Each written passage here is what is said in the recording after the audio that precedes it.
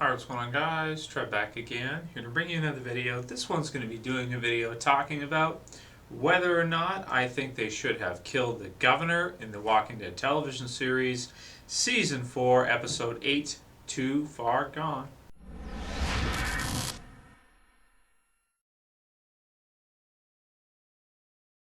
Okay, so right after seeing The Walking Dead, Season 4, Episode 8, Too Far Gone, one of the first topics that came to mind, and also people were kind of talking about a lot in the comments and discussing, is whether or not they should have killed off the governor. I did a video for Herschel 2 days ago. If you guys haven't checked it out, feel free to go ahead and check it out. And I thought, why not go ahead and do the same thing for the governor, since it is a huge death in the series, and pretty much the biggest events in The Walking Dead are the major character deaths. Now this one right here, just like with Herschel, is a major character death. This is a character that we've spent more time with than probably almost anybody else, and that he's had at least 3 episodes, if you count the episode from Season 3 where we meet the governor at Woodbury, and then of course the 2 episodes 6 and 7 from Season 4 leading up to Too Far Gone, we spent 100% with the governor or people immediately directly next to the governor, like his, Martinez and his group, and Season 3, Merle and the others that are a part of what he's doing. So we had total concentration on him for at least 3 episodes, and he was a huge influence all the way through Season 3, Season 4, once he returned, of course, which was quick. For the characters of the prison at least, and he's been pretty much the biggest villain in the Walking Dead television series so far. Comic book series too, one of the biggest, depending on whether or not you consider Negan to be bigger or the governor. So that said, Herschel Green's death, you guys want to check out that video, check it out. I did like it. I did like the death of Herschel Green. I thought it was really good for Too Far Gone, and it made it just the stakes higher. It was tragic, and I thought it was great. But if you want to hear my thoughts on that, go check that out. This one here. Okay, so a lot of people thought they should have killed off the governor at the end of Season 3 when he attacked the prison initially, with the whole Andrea thing, Milton and the others, Martinez and Shumpert, loyal to him, and when they stormed the prison. They lost the battle, they retreat, and the governor becomes a team killer, loses his mind, and annihilates his entire team except for Martinez and Shumpert, who then, of course, basically leave him for dead, which we find out in Season 4, and just take off, essentially. Then, of course, the governor runs back into them after sort of finding a reason to live with this new family he's found, and slowly takes over the group, brings them back to the prison, and attacks, since he really wants that prison, and he's compelled to take it as he sees it as his sort of like kind of ticket out of here, out of a zombie apocalypse and all of these horrors that it creates that he has seen.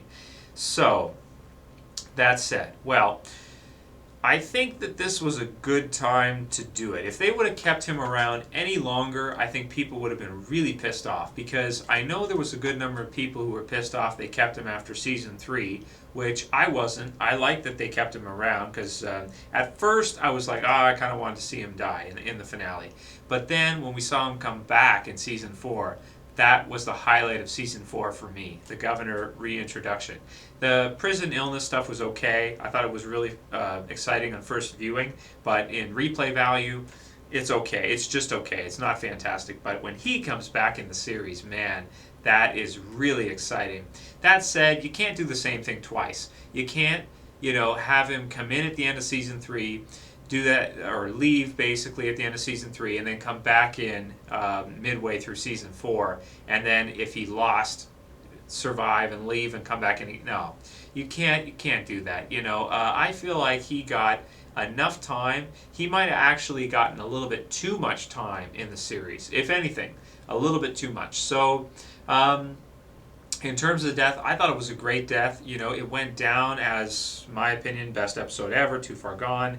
He couldn't change. He kills Herschel. They attack the prison. Him and Rick are fighting. The whole thing's going down. And then Michonne, of everyone, Michonne gets revenge for Andrea and stabs him through the back. And then he lays there basically dying, and Lily comes up and puts him out of his misery. Now, question being, would she have shot him if he was okay? Would she have killed him anyway? Or was she just putting him down? Good question. I don't know.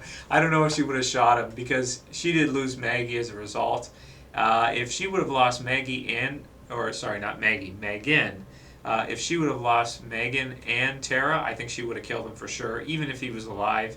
Because she lost her anyway, hmm, I don't know. I don't know if she would have actually just straight up killed him. I want to say no, but I think that's an interesting one. So write in the comments what you guys think. Would Lily have killed the governor if he wasn't stabbed by Michonne? So if he was okay, would she have walked up and capped him? What do you guys think? That's an interesting one. I say no. I say she probably would not have. Because if she was going to do it, she would have done it earlier when she brought Megan to him, right? Right, exactly. I think so.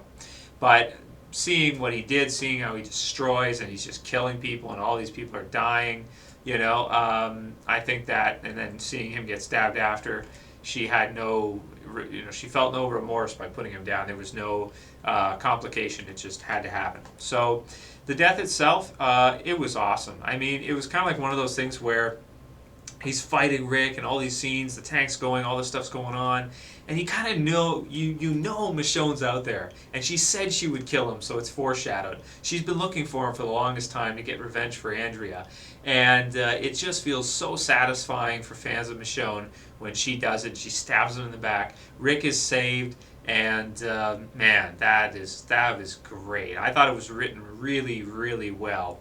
That said, I think it was the perfect time.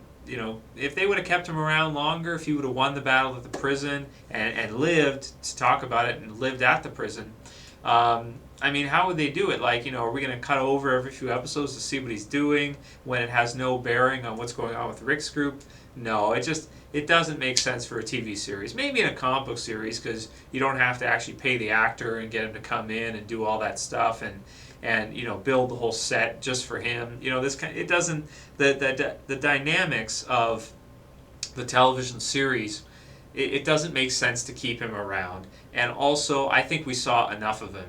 So, yeah, my opinion, I think it all worked out perfectly and it was really great. If anything, maybe they could have killed him off a little sooner rather than later, but I'm glad it ended up being this way because we got the best mid-season finale, the best episode ever. Yeah, definitely.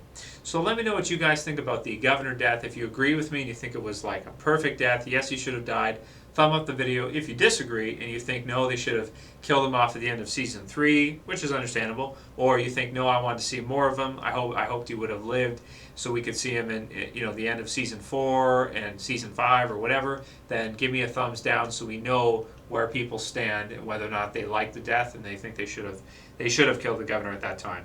I think it was the right time. I think that it was written beautifully, and we got to see enough of the character. Now the characters are out of the prison, it's destroyed, and they can move on. It does a lot of great things for the story and really makes it interesting. Anyway, I'll call it here. That's it for this video, guys. I'll see you for the next one. This is Trev, and I'm saying peace.